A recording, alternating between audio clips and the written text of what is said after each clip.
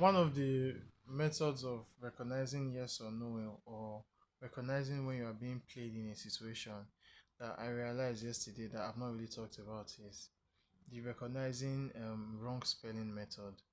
You know how in uni or in secondary school, when you spell something wrong and you look at it and it just looks off, and you just keeps on looking at it and it looks like something is not there, or it's not correct, or it's not adding up, or there's space, or I don't know, it just feels off, then that's the no feeling in the intuition. And that feeling is very easy to dismiss because we want to trust the other person and we don't want to ask the other person questions that will expose the other person. Or maybe we're not yet ready to maybe face the fact that that person is who we think they are. But those are like the small nudges that build up to regret, that makes you feel like an idiot when you leave relationships where your intuition was warning you the whole time. And these nudges are very, very, very, very subtle.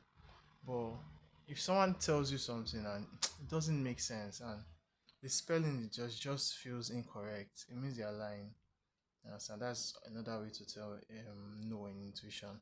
Another way, the most subtle, the most obvious one, and this one is very, very common in situations where it feels like someone has been talking behind your back or something. You just have disgust for the person. You just start hitting on the person for no reason, and anything this person says or it does just starts irritating you, and you don't want to be around them anymore. That could be an indicator of your intuition that that person is talking behind you. But as for the yes or no option, like if it doesn't feel right, if the spelling, it looks like the spelling is not correct, or it's, then the answer is no. And that feeling of no is just that disgust. And I know I always talk about how the feeling of excitement is yes. But then again, sometimes you can be feeling that excitement nudge. And that excitement nudge can be pushing you forward, but that off feeling will still be there. Like that off feeling, you should trust it. Like even if you're excited, like even if you're excited, if it feels off, it's off. Like just, and another reason intuition is not really something people trust is they always use it for proof. Like you don't need proof, like honestly. If you wait for proof, proof will confuse your conscious mind. Like if your conscious mind could understand what was going on, it would have understood it already. That's why your subconscious mind is stepping in. You understand? Like it's better you are wrong. Do you understand? It's better you are wrong and paranoid than you are right and you doubted yourself and then you not find out that you were wrong. Like that's crazy, you know.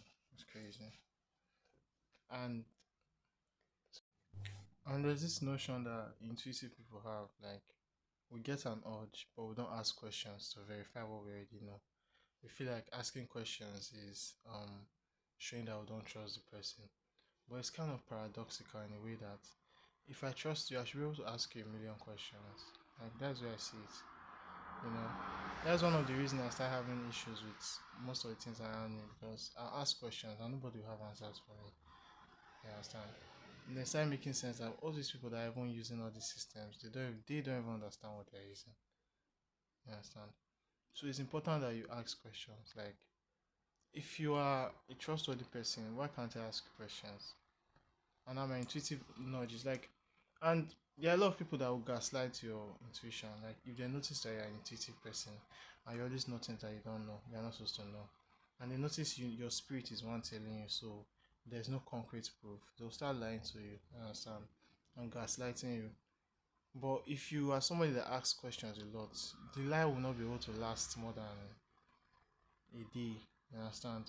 Because you keep on asking like, but you said this, but you said this, but you said this, and how many people on the planet do you think are capable of developing lies that are truthful? Only truthful people, like only truthful people, are capable of developing lies that feel like truth and can keep it over and over and over and over and over and again.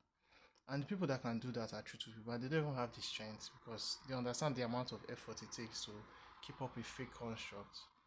Because lies are basically fake constructs, illusions that keep people in the dark. You understand? So if you have intuition, your intuition is very strong, and it's pushing you to ask questions. Like ask. Like if there's nothing there, there's nothing there. Like somebody that is around you or somebody that values you. You understand? or somebody that is really meant to be in your life, you supposed to respect the fact that you have a strong intuition, and sometimes your intuition makes you ask questions. The person should not even be part of the people turning off your intuition by gaslighting it or making you feel like you are crazy. You understand? The person should be among the people telling you, this is what really happened, this is what really happened, this is what your intuition is really telling you. And your intuition is correct. Let me help you boost your intuition. You understand? Not start gathering people that will be helping you turn down the fire more and more and more and more. You understand? Many people's intuition has not grown because they are being gaslit by people around them, making them feel like they are crazy. But they know exactly what they are saying. They might not know it fully, but the angle that they are saying it is correct. You understand? That's what I said. And the more I think about it, I feel like that's the reason why betrayal is part of the um, awakening process for all psychics and people that download information through feeling, because you've not been recognizing feelings since. You understand? So when they betray you, like when your intuition tells you something and you don't listen and you get betrayed, next time when your intuition is warning you, you listen. And with that, gradually your intuition relationship with your intuition will be increasing. So next time when your intuition is talking, you will hear it clearly because you know it now. You understand? And I know I talk about how everybody has how there are general yes or no triggers. I feel like everybody has their own yes or no trigger. And you can know your yes or your no trigger by thinking about the events in your life. You understand? You think about the events in your life and think about the patterns that went through your mind when your mind was warning you. You understand?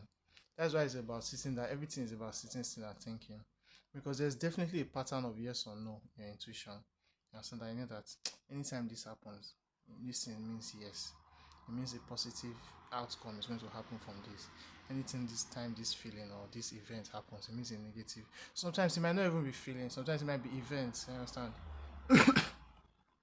Like trigger points that your brain is supposed to always recognize that anytime this characteristics is here in this person at the beginning of the relationship, it does not end well.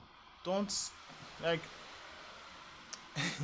I like to call it don't fuck around and find. Like, why do you want to fuck around and find out? Like, you've done the experiment 3 times. Like, it's science. Like, you've done the experiment 3 times with this outcome. I'm like, this behavior, this behavior, this behavior.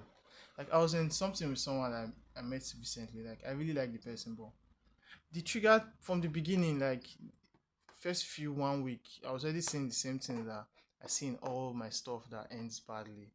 Like I just left it. There was no need. Like there's no need to spend energy. Like why do I want to find out if that one is different? Like it's common sense. Like why do you want to find out?